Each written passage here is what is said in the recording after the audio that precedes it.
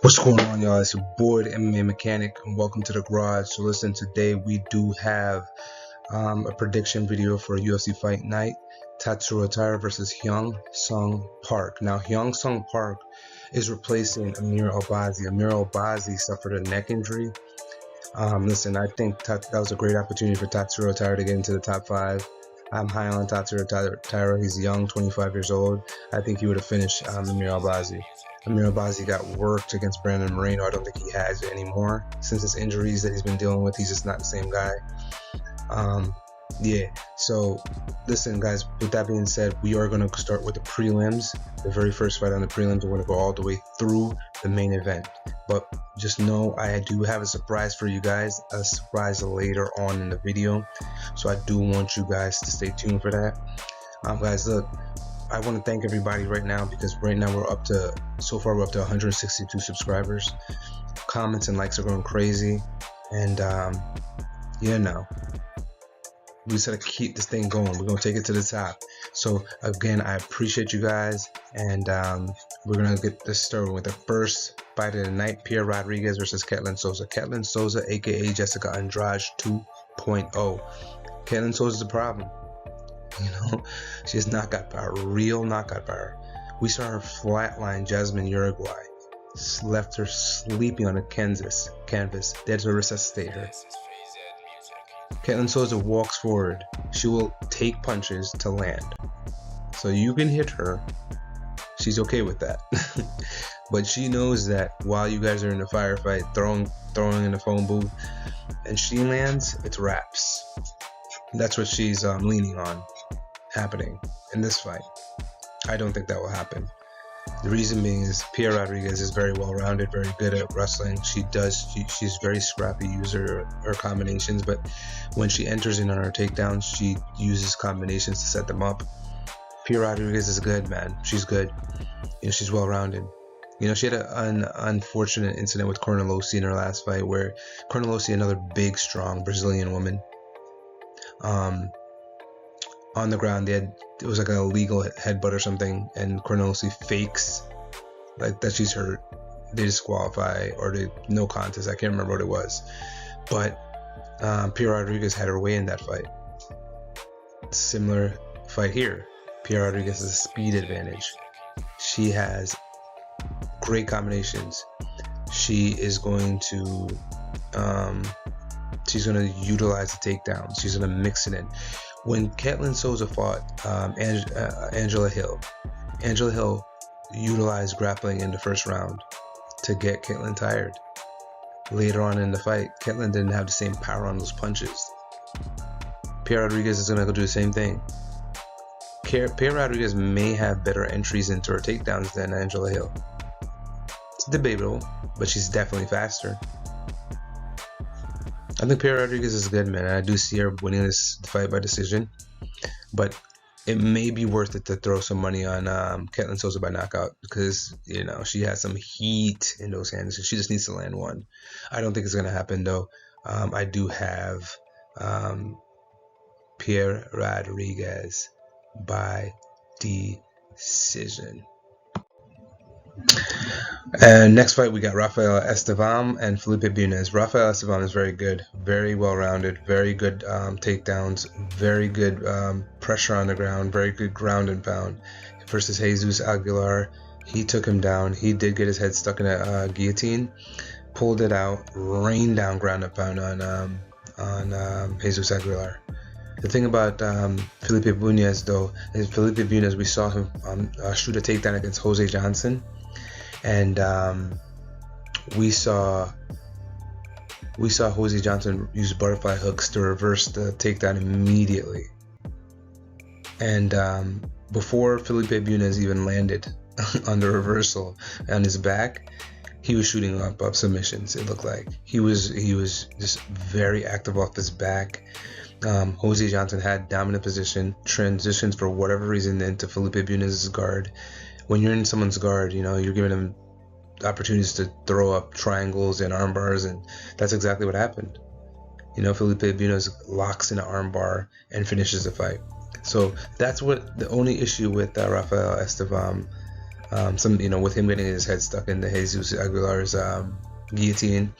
Is this a situation to where he gets wrapped up by Felipe Bunes, who's a longer ranger guy than Jesus Aguilar, and could wrap him up into some submission? I don't think that's going to happen. I do think that we're going to see he's very composed on the ground. He will escape submission attempts, and he will rain down ground and pound on Felipe Bunes. I see him strangling Felipe Bunes late second round, early third. Submission victory for Rafael Estevam. On to the next one. Austin Bashi versus John Yannis. Now, Austin Bashi, very good prospect. We saw Austin Bashi fight Christian Rodriguez, and this is funny because Christian Rodriguez likes to pick on prospects that are like have potential. Austin Bashi is elite wrestling. He's very physically imposing, very strong for his age. He's 23. He's very good. And C-Rod does what C-Rod does, stays composed, and he's just transitioning. He's flowing with the grappling. He's flowing with the position, the scrambles. He's flowing with Austin Bashi, and he's reversing Austin Bashi. And this is what he does. He just stays composed. I mean, we saw Christian Rodriguez versus Raul Rojas Jr., Chuiwi, do the same thing, just stay composed, and Raul Rojas is a very good wrestler. So that loss, takes nothing away from Austin Bashi. He's still a very good prospect.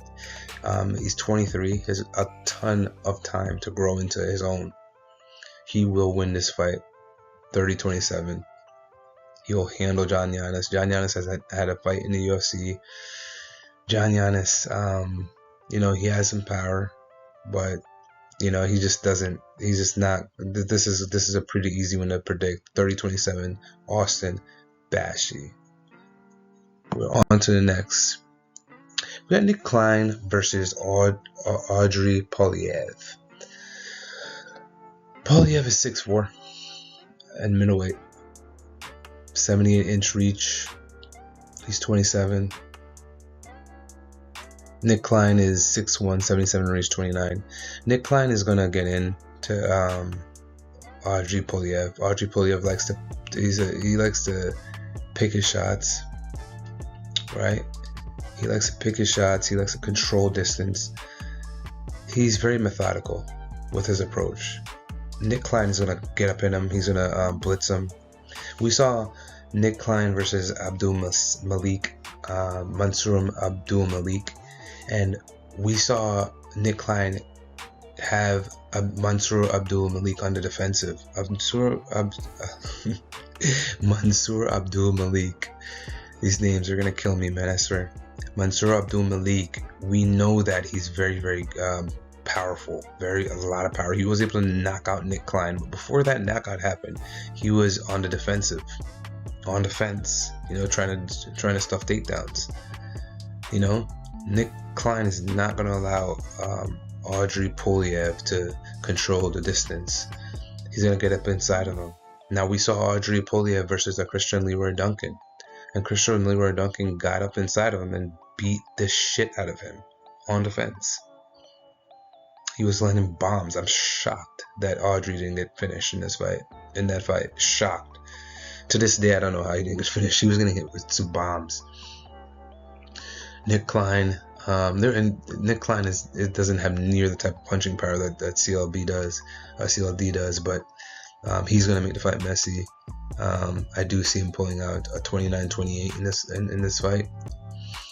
He's going to, again, Andrey Pulyaev will have moments where he stings him with some body kicks and at range and some jabs, but he doesn't put enough volume together, and I think that Nick Klein is going to get up in him and make this a messy fight and win a 29-28 decision. On to the next. So we have Tresean Gore versus Rodolfo Vieira. Now, Tresean Gore, literally less than two months ago, got picked apart by Marco Tulio. Like, Marco Tulio was picking him apart. Marco Tulio was in a flow state, and he's back in less than 2 months. I mean, he got beat up badly in that fight. Marco Tulio dropped him like 3 times in the fight. before finishing him. Like, I know Tresean Gore's game, and like when you look at this fight, right? Like, had Tresean Gore given it like 6-7 months to properly recover, this is a very attractive upset right here. This has upset written all over it. If Tresean Gore gave himself time to recover properly, it's like if you're coming back less than 2 months over a fight, you didn't even go to training. You just went right back into training camp. Like, you literally just went right back into training camp, which is crazy. He's game though. So we saw him fight Marco Tulio and actually hurt. It was either, I think he either dropped or hurt Marco Tulio. I think he hurt him. He stung him really badly in the first round after getting styled on for the whole round. He hurt him, you know. So he's standing there he stands with a high guard. He's not gonna just back down, which I think is part of his problem. It's like, dude, you have the ability to wrestle, right? Why are you just trying to strike with a guy who's piecing you up? And even after he drops you, you get right back. I mean, you're in his face striking with him when you can wrestle. Tresean Gore has the ability to wrestle. And even if, you know what I'm saying, even if it's not to take Marco to it, but at least disrupt his pace, disrupt his flow a little bit, so he doesn't make smart decisions, you know. And I think he's going to have some sort of like ego thing about him where he's gonna think he can like submit Rodolfo Vieira, and he's gonna be in some submission battle with him on the ground. I can already see it. Rodolfo Vieira is a submission specialist, and he will submit Tresean Gore. And I honestly, it's because Tresean Gore is coming back so early. Like, I really want to pick Tresean Gore to win in this fight. I just don't. I mean, Tresean Gore, I mean, he has some nasty. I will give him. He has some nasty guillotines. So there's a possibility that Rodolfo Vieira shoots for takedown and he gets caught in a guillotine, a standing guillotine. That could happen. Tresean Gore has finished 2 fights like that. I just think that Rodolfo Vieira is too high level a jiu-jitsu artist, and I just don't think Tresean Gore is going to be able to finish him that way. I am going to pick Rodolfo Vieira by a early third round submission. You know, Tresean Gore may have some moments.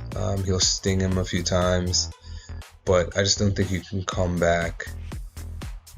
I don't think you can come back that quickly and be a guy like Rodolfo Vieira. So again, early third round submission, Rodolfo Vieira. On to the next one, Rinya Nakamura. Now this fight is interesting because Rinya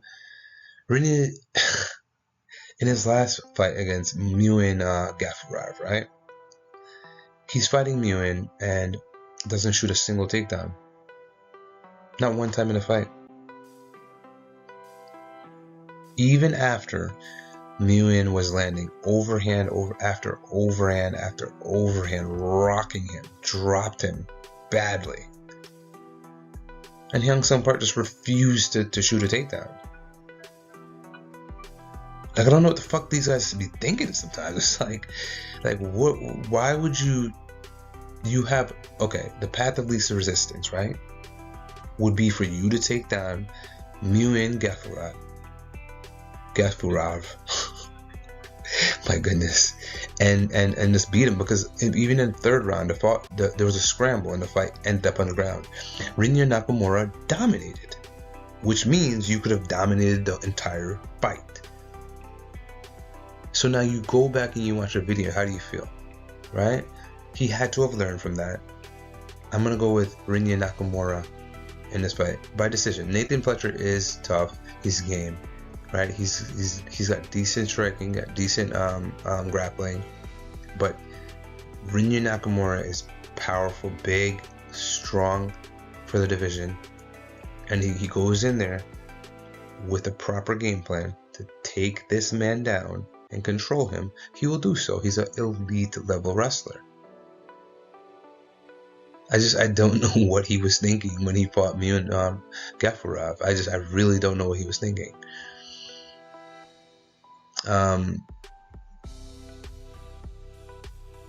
Yeah, I think that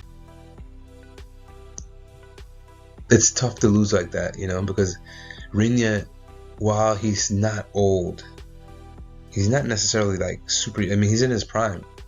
So when you think about it, right, it's like you're undefeated.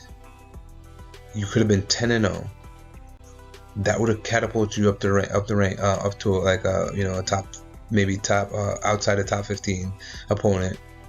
You know, you have hype behind you. Your game plan is to go in and strike with somebody, and even if, you know, midway through the first round, the first or second overhand that he lands, right? You need to go in and take this man down and control him for the rest of the fight. What are you thinking, my guy? So now your career's derailed. You go in and you win this fight. You know, this could have been the next fight could have been a fight that got you a top 15 guy. Now you win this fight, you're probably gonna fight another guy just outside the top 15, and you know, you understand where I'm going with this. You're 30, man. You don't have time to waste and to make silly decisions like that.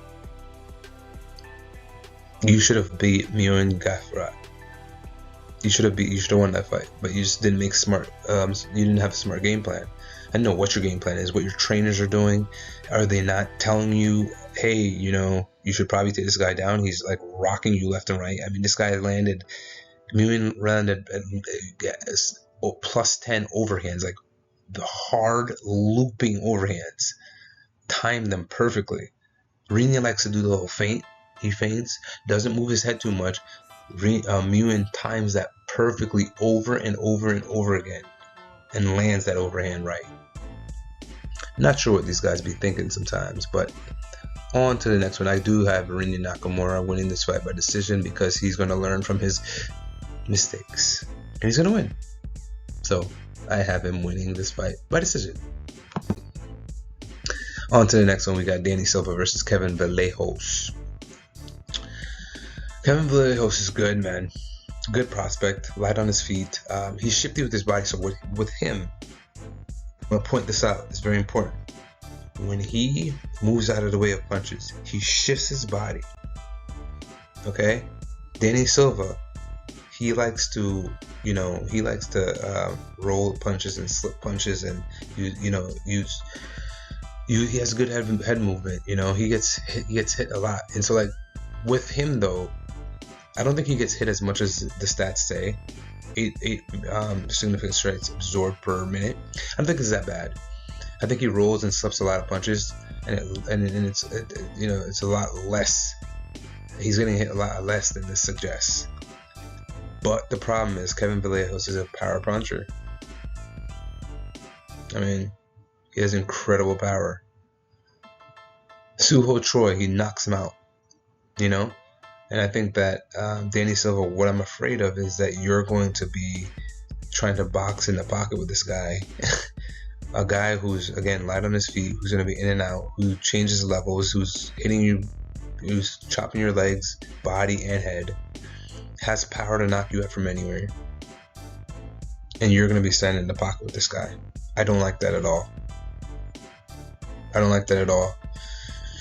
With that being said, now,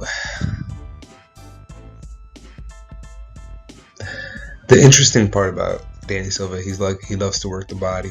I don't think the odds should be this crazy either. It's wild. But back to my point, Danny does love to work the body, and that's another thing that's good for him.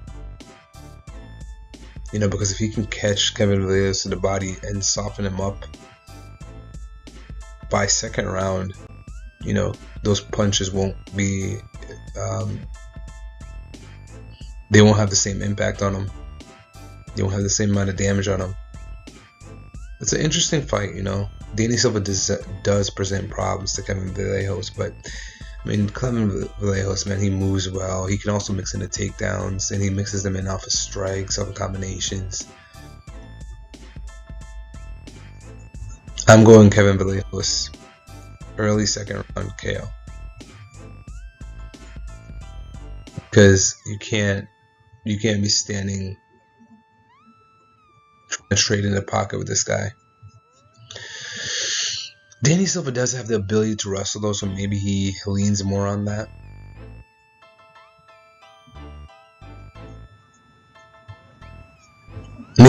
more on that. He makes, again, like I said, this fight could be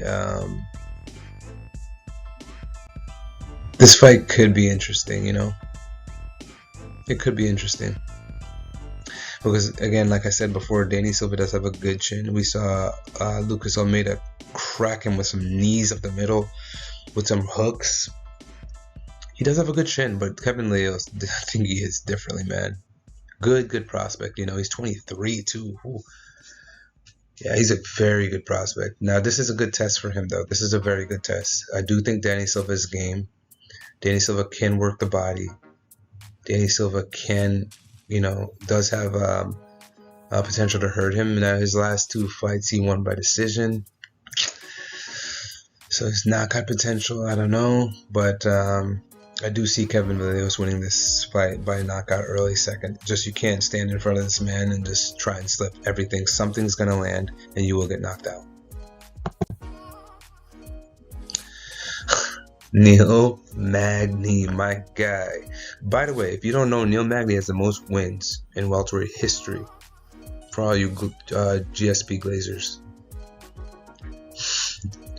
Most wins in welterweight history. Crazy, huh? Here's the issue. Both of these men are old. One is just like physically older. Way older physically. Even though he's younger by a year. Neil Magny is done. His last fight, Carlos Prates knocked him into another dimension. The fight before that, Marlon Morales hits him with the... Oh, that was perfect placement. Hold on. Yeah, Marlon Morales hits him with like a up elbow, like bends over and like that, like hits him with the elbow, just looking back at him. Let's visualize that for a second. Savagery. And these knockouts aren't like your regular, like, oh, TKO, like, no, this man is going to sleep, have to be woken up. 2 fights in a row. He has fought, I mean, Ian Garrett, he's fighting high level guys. He's no longer the guy, the gatekeeper that he used to be. Elizeu Zaleski dos Santos, not the same guy he once was, but still dangerous. Clearly still physically stronger and a little more gifted than Neil Magny. Still has it to what he used to be, a lot more than Neil Magny does. Hits with power. Neil Magny was knocked out the last 2 fights brutally knocked out. Elizeu Zaleski dos Santos will find his chin. He'll walk him down. He's a pressure fighter. He's going to press forward, and he's going to knock Neil Magny out in the 2nd round. I think that Neil Magny is going to do that push up against the cage stuff that he does for like a round and survive. And yeah, early 2nd round, unless he's going to get mad and just sleep him. Sleep him out cold. You know, honestly, he may need to retire, Neil Magny. I mean, retire. You have a record. Most wins in welterweight history. That's decent. That's goated. That's legacy. You know, no reason to fight anymore, my man. You know how I feel about guys fighting too long. The Unks have. Listen, I will give it to the Unks. They've been doing, you know, Michael Johnson. You know, the Unks have been doing their thing lately. So I will have to give it to them, but I don't think Neil Magny's in a tough division, man. You know, you can't keep getting slept like this. So get slept one more time, because I think he's gonna get knocked out by 2nd round, and you call it a day, my friend. On to the next. We got Nora Cornolle versus Karol Rosa. Now, this fight was going to go the distance. I'm just going to come out and say that right now. Both of these women are very good. They're good in the same areas. Good striking, good grappling. You know, we saw Nora Cornolle versus what was the woman's name? It was Haley Cohen, I think it was. Haley Cohen, yeah, blonde chick. Haley Cohen. We saw Nora Cornolle strangle her. Okay, so the difference between these women, right? Karol Rosa and Nora Cornolle. Karol Rosa likes to keep things clean. She doesn't want to get into a firefight. She doesn't want it to get messy. She wants to fight to look clean, right? Nora Cornolle is going to blitz her. Nora Cornolle landed a 1-2 and just closed the distance in on Haley Cohen, and got into a scramble. They got on the floor. She strangled her. Karol Rosa doesn't want that. She wants to fight to stay clean, on the feet, at her range, at her pace, and she throws a lot. She does throw a lot, but I just think Nora Cornolle is going to make this fight messy. Nora Cornolle is bigger, stronger. I think she's more physically imposing. I think she's going to utilize that to beat Karol Rosa by decision. They're both, I think, pretty equally matched. I just think that Nora Cornolle is a little bit more physically imposing than Karol Rosa is. On to the next. Now, this fight has banger written all over it. Banger, banger, banger. Here's the thing, though. Both of these men are coming off. Well, Estevam Rijović, they're both coming off losses. Estevam Rijović, though, the fight before his last fight, he fought Daniel Zellhuber in a war. I mean, it was crazy. They were going back and forth. One of the best fights I've ever seen, still to this day. Estevam Rijović is very high volume. He throws a lot of punches. He hits you, and he has a lot of power. We saw him rock Daniel Zellhuber badly, and I was shocked he didn't put him away. That was one of the fights of the year, man. That was one of the craziest fights I've ever seen. We saw him versus Terrence McKinney, and we saw him head kick Terrence McKinney into another world. I mean, it was crazy. And I do think that Estevam Rijović has the advantage on the striking, but I do think that Elvis Brenner can mix it up. We saw Elvis Brenner versus Mektabek Orubay in a war. I mean, early Mektabek controlled him on the ground, took him down, controlled him, outlanded him. I was beating him up a little bit, and midway through the second, we saw Elvis Brenner turn the tides, or towards the end of the second, we saw Elvis Brenner starting to turn the tides, landing more on Mektabek Orubay. The fight became very fun to watch. So he's a scrappy guy, Elvis Brenner. He can take a lot of damage. Versus Joel Alvarez in his last fight, he was getting brutalized. Survived a Darce in the first. Was just getting beat up badly. Elvis Brenner in the third finished him with knees up the middle, but the fact that he even survived to the third round is crazy. Because Joel Alvarez is a problem. Joel Alvarez, in my opinion, has championship written all over him. Right? So Elvis Brenner's tough, and he's proven that. He is 0-2 in his last two. He's been in 2 wars. I don't think he's going to have it for this one. He's 27, not old, but when you're in wars like that, man, it takes a toll on your body. Estevam Rijović himself was in a war versus Daniel Zellhuber. He lost his last fight versus Nasrat Hasparat, but that fight he didn't take too much damage in.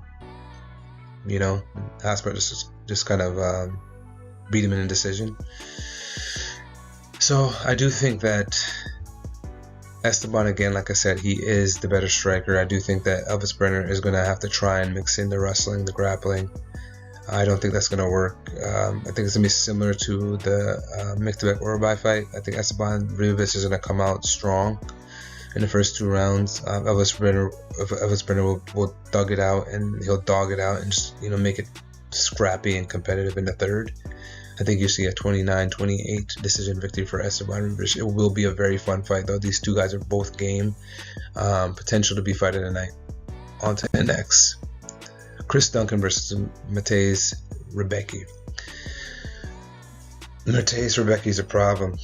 I mean, I don't know how he didn't stop Miktabek Orbay. Miktabek Orbay's eye was like, okay, how do I? His eye was like this, swollen. It was huge, man. And Miktabek Orbay still came back in the third round and arguably could have won the fight. Arguably could have won the fight. Mateusz Rebecki rocked him badly in the second round. Hurt him bad. I mean, they were just going to war. That was one of the best fights I've ever seen. This card has a lot of fighters that have been into some straight up wars, which is why I think this card is. I'm very optimistic about this card. Duncan has a lot of power. He's great submission game. He saw that. We saw that versus Jordan Vucenic, where Jordan Vucenic, these fighters make silly mistakes sometimes. Jordan Vucenic shot from like 20 feet away, and Chris Duncan saw it a mile away, latches up a guillotine, and finishes him. But he's good, man. He's strong. He picked Jordan Vucenic up off the ground and slams him. Very strong, physically strong. Rebecki is very strong as well, though. And Rebecki has great takedowns as well. He has the ability to wrestle. Very strong. But I just think for Chris Duncan, he doesn't have it on the feet like Mateusz Rebecki does, even though he has the reach advantage by 5 inches too. Rebecki hits with so much power. Chris Duncan is going to fear that. Chris Duncan is going to shoot early and often. I do think Mateusz Rebecki, even if he doesn't stuff the takedowns early, he's strong enough, he's game enough on the ground to protect himself and to be able to get back up. And once he's up, the fight starts on the feet. Once he gets back up after potentially getting taken down, he's going to land a bomb. I see him knocking out Chris Duncan in the second round. I do think Chris Duncan's going to shoot early. And I do think that because he does that, he's going to be able to negate some of the power coming back towards his way. By even if it's just clenching, and I just think he's gonna have to do that because Mateusz Rebecki has a lot of power. Mateusz Rebecki, we saw in him fight Diego Ferreira, and in that fight he punched himself out. The next fight he fights Miktabek Orbay, completely measured, completely different fighter who's way more measured. He didn't expend himself. He didn't, empty the gas tank like he did against Diego Ferreira. And Diego Ferreira finished him bad, brutalized his face, his eyes were black, brutalized him badly. Mateusz Rebecki learned from that. Growth. And I think what we're going to see is he's going to come in, understand that he's going to have to work on that, his grappling defense. He's going to have to work on his takedown defense. He's also a good, he has good takedowns himself. He's very good with takedowns. But I don't think he wants that because, again, Chris Duncan is a jiu-jitsu guy. He has some great submissions. And I think that this fight is just going to play out on the feet. And I think that Mateusz Rebecki will sleep Chris Duncan in the second round. 1 second here. Oh. Sorry about that, guys. On to the next fight. Alright, for the main event, we got Tatsuro Taira versus Hyung-Sung Park. Now, major jump up in competition for Hyung-Sung Park. His best win is Carlos Hernandez, and he walks him down and strangled him. He has 2 first round KOs and a first round submission. Yeah, the issue is he hasn't fought anybody at the level of Tatsuro Taira. Tatsuro Taira is an elite wrestler, elite grappler. We saw him fight Alex Perez, and he was he had a body lock. You know, he was hanging off of Alex Perez's back with a body lock. He lets go of his arms to put his weight, all of his weight, onto Alex Perez. Alex Perez's knee gives out. So he's creating leverage. Just imagine, he's on his back and he's doing sit-ups on his back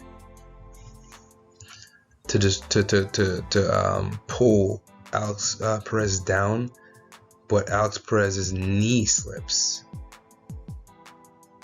We haven't seen Alex Perez back. He hasn't been the same since that fight. Tatsuro Taira is a problem. He's a dangerous guy. I think that he would have finished Amir Albazi. I think that he's just too good of a wrestler for Young Sung Park. Young Sung Park does present problems, though. He does present problems. He has power. He could catch Tatsuro Taira, but I just think that Tatsuro Taira showed he has a chin. I mean, in the Brandon Royval fight, he ate a knee right up the middle. And still, I think, we either took Brandon Royval down, I don't remember. No, he got stuff. He had that takedown stuff. But he ate a knee, flush knee right up the middle. I don't know how he ate that. So he has a chin. And I just think that he's too high level of wrestling for Young Sung Park. This one is the odds, I do believe, are they're correct. You know, again, like I said, Young Sung Park just hasn't faced the level of competition that of Tatsuro Taira. Tatsuro Taira has faced higher levels of competition. You know, he has reach advantage. He has, you know, he's younger. Same height. Better wrestler. I got Tatsuro Taira in this fight. I do see him subbing him in the third round. It's your boy, the MMA Mechanic. Subscribe, like, share, hit the bell icon, all the above. Oh yeah, you thought we were done, right? I do have that special announcement, guys. Looking, I do have the championship series coming. Now, as you can see with my video, the downfall of our legends, right?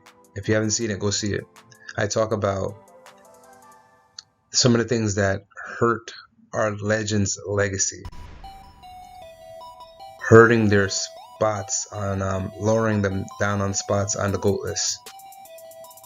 That was a prequel to what we are going to call the Championship Series, where we're going to discuss the criteria of what make up my GOAT list. Okay, the first part of it was the downfall of our legends. Please go watch that so you can see the first section into what I'm going to use to determine my GOAT list. The Championship Series is going to do a deep dive. We're going to do several videos, and we're going to build a criteria, almost with points, on how we're going to determine our GOATs. Not just pen to paper. There's going to be logic behind it. Until next time, guys.